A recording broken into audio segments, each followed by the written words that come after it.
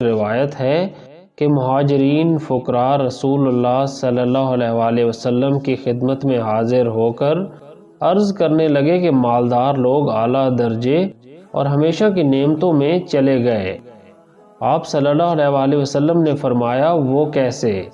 انہوں نے عرض کیا کہ وہ بھی نماز پڑھتے ہیں جس طرح کہ ہم نماز پڑھتے ہیں، اور وہ بھی روزہ رکھتے ہیں جس طرح کہ ہم روزہ رکھتے ہیں، اور وہ صدقہ نکالتے ہیں اور ہم صدقہ نہیں دے سکتے، وہ غلام آزاد کرتے ہیں اور ہم غلام آزاد نہیں کر سکتے۔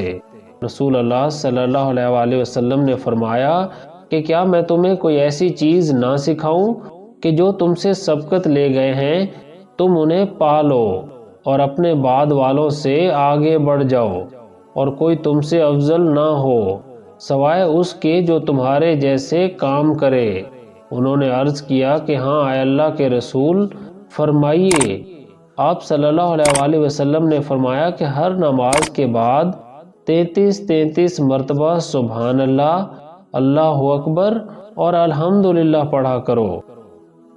راوی ابو صالح کہتے ہیں کہ مہاجرین فقراء دوبارہ رسول صلی اللہ علیہ وسلم کی خدمت میں حاضر ہوئے اور عرض کرنے لگے کہ ہمارے مالدار بھائیوں نے بھی یہ سن لیا ہے اور وہ بھی اسی طرح کرنے لگے ہیں۔ تو رسول اللہ صلی اللہ علیہ وسلم نے فرمایا یہ اللہ تعالیٰ کا فضل ہے، وہ جسے چاہتا ہے عطا فرماتا ہے۔ دوستو، اس حدیث میں دولت کو اللہ کا فضل قرار دیا گیا ہے۔ حلال دولت کما کر اس کو صحیح استعمال کرنے سے نہ صرف آپ دنیا میں کامیاب ہو سکتے ہیں بلکہ اپنی آخرت بھی سنوار سکتے ہیں۔ دولت کی وجہ سے آپ وہ نیکیاں بھی کما سکتے ہیں جو دولت کے بغیر ممکن نہیں۔